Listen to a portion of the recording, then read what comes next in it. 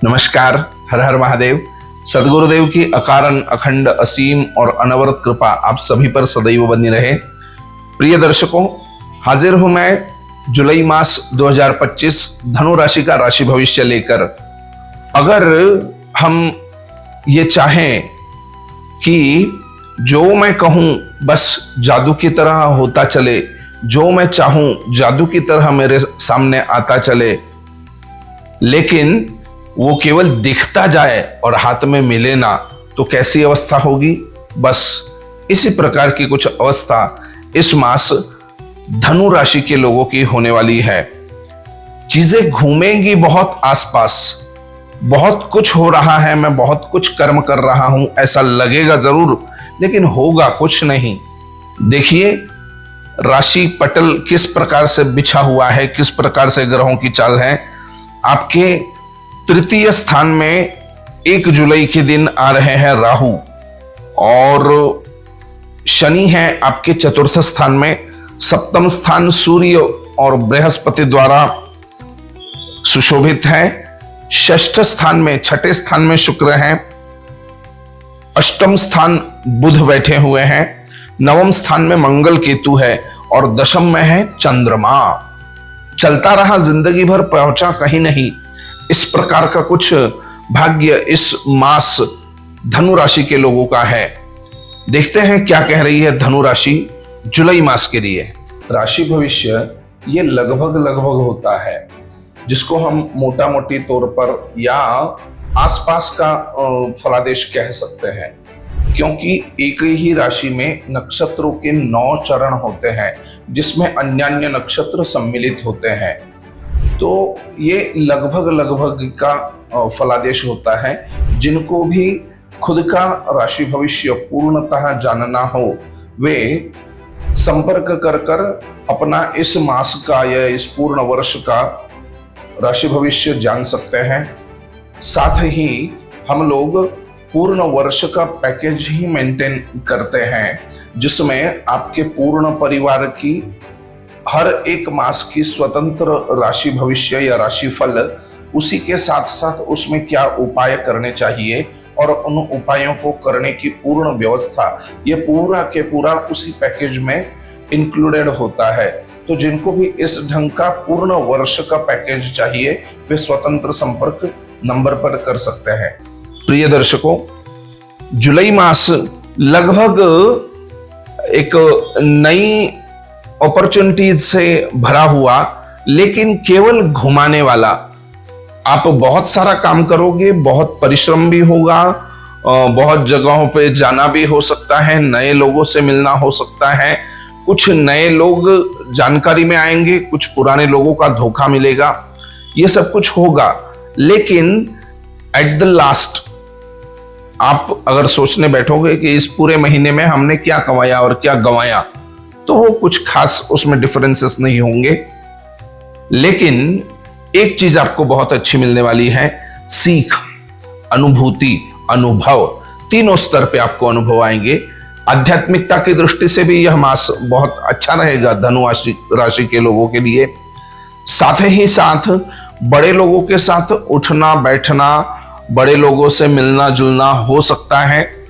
अपने अपने क्षेत्र में एक दिग्गज लोगों के साथ आपकी भेंटें होंगी।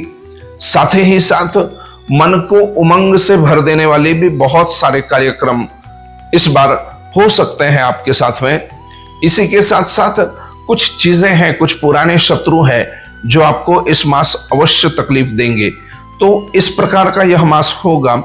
मेरे बिजनेसमैन मित्र जो है, जो व्यापार दक्ष वर्ग है मुझे सुनने वाला, उनसे मैं निवेदन करूंगा कि इस मास में बहुत सारी मीटिंग्स आपकी होने जा रही हैं।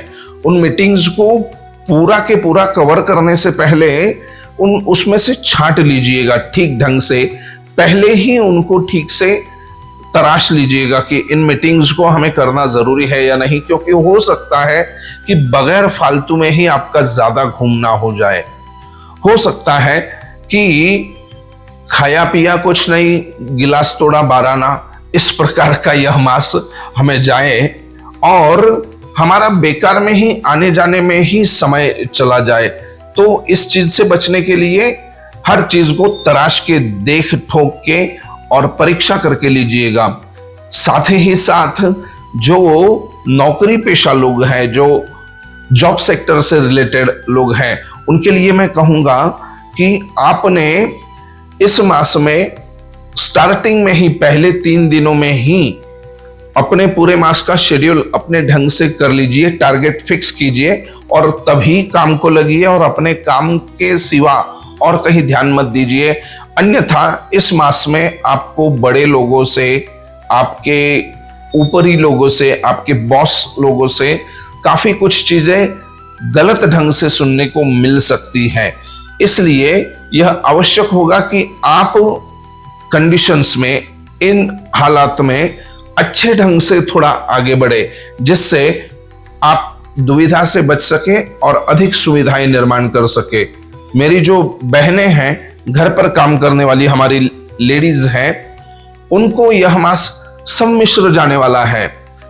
लगभग जैसा मैंने शुरुआत में बताया हुआ है कि चले जिंदगी भर पहुंचे कहीं नहीं, इसी प्रकार का यह मास होगा कि मेहनत बहुत की, काम कुछ हुआ नहीं। तो क्या करें, मेहनत करने से पहले उस मेहनत पर विचार कर लीजिएगा कि ये जो मेहनत हम करने वाले हैं, क्या यह सही है, क्या इस कार्य के लिए हमने इतना परिश्रम लेना चाहिए।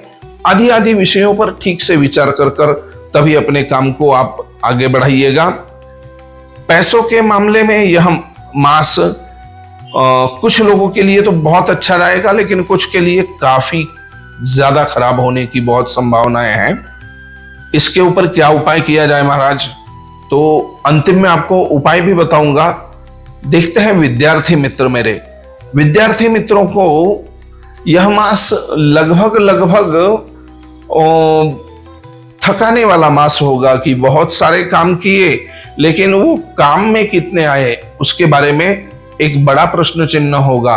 इसी के साथ साथ मेरे जो मित्र हैं, जो कॉम्पिटिटिव एग्जाम्स में मेहनत कर रहे हैं, उन्होंने तो इस मास में अपना दिमाग पूरे के पूरा उस पढ़ाई में ही रखिएगा, क्योंकि पढ़ाई होने वाली ज्यादा नहीं है, लेकिन अगर दिमाग उसमें लगा रहेगा तो आप डिस्ट्रैक्शन से बच जाओगे। तो इस प्रकार का कुल मिलाकर यह मास होगा। तो उपासना किसकी की जाए?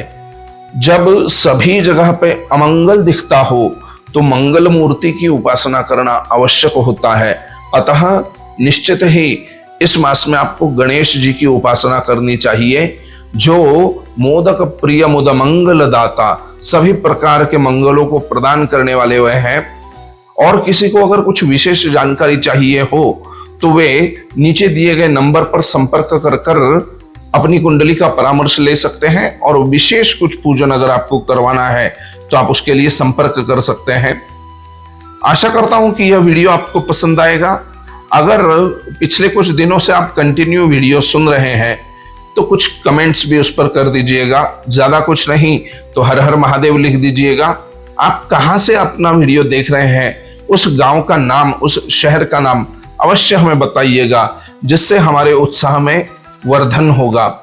और आपके पहचान के कोई लोग अगर हैं जो धनु राशि से हैं तो उनको भी यह वीडियो अवश्य भेजिएगा। फिर से लौटूंगा अगले मास इसी प्रकार से उस मास के राशि भविष्य को लेकर। तब तक के लिए सावधान रहे, सतर्क रहिएगा और अपने कल्याण के लिए नित्य प्रयत्नशील रहिएगा। हर हर महादेव।